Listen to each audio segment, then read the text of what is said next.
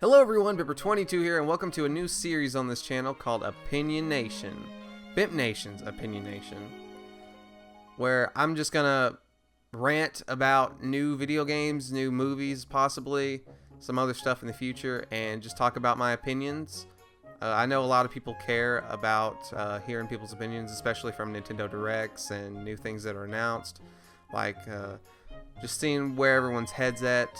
This isn't going to be like straight up news like some other channels on this platform are like, but I just every once in a while I'll have like a thing I want to talk about and just share my thoughts and opinions on something new. And today I'm going to be sharing my opinions on the Legend of Zelda Echoes of Wisdom trailer.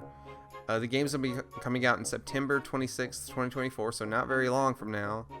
And this is going to be coming from somebody that has played Breath of the Wild and Tears of the Kingdom, but I have not played Link's Awakening.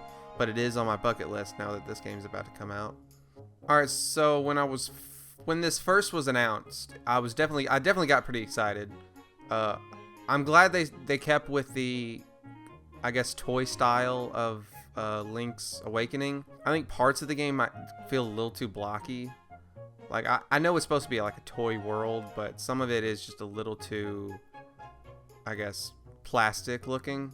But again, I'm pretty sure that's what they were going for. Link dies, and I think this is when a lot of people started like getting super excited, was when they realized that Princess Zelda is, you know, gonna end up being the protagonist. Which, it's a little weird that this game and Princess Peach Showtime came out in the same year, basically, which are both taking two of the most iconic video game series of all time and making the princess of that game the protagonist. I say this all the time. You think Nintendo's predictable, but then they do something like this and you're like, well, that should have been predictable, but no one thought about it.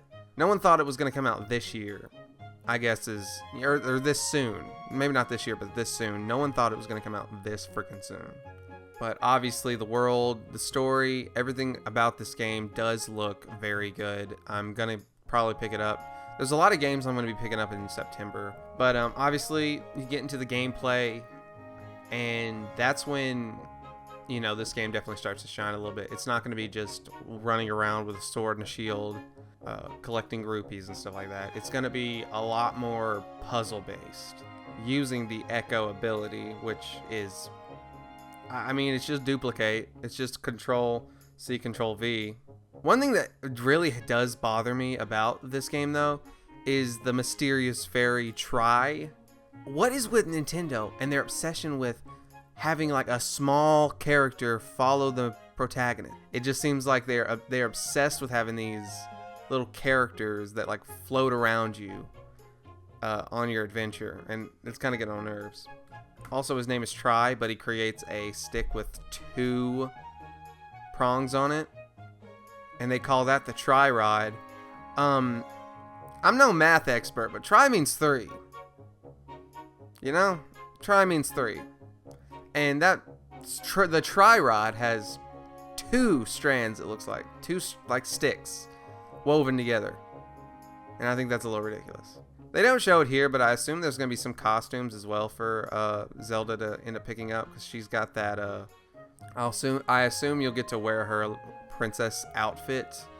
But, yeah, this game also reminds me a lot of Tears of the Kingdom, which, if you didn't know, in Tears of the Kingdom, the gimmick was to create stuff using the Ultra Hand.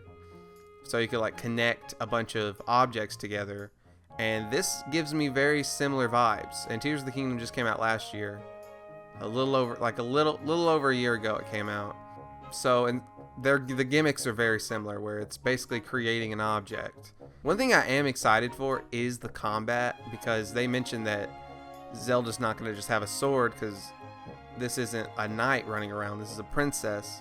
So using the Tri-Rod and actually being able to spawn in these enemies to fight for you makes a lot of sense for her, and I do think that could be really dynamic if they do it right. I'm not too sure just yet. I'm a little nervous about it. I think it could be fun, because I'm more of a puzzle guy. I don't want to constantly have to fight people, like constantly. There's video games where it's just You do there's like a puzzle after every 3 fights you have to do. And I want this to focus more on the puzzle aspect than the fighting, which I think it will. I think most of the time you'll just be able to run away or run past them. And I mean, to wrap up my thoughts on it, because I'm just kind of watching the video as we go.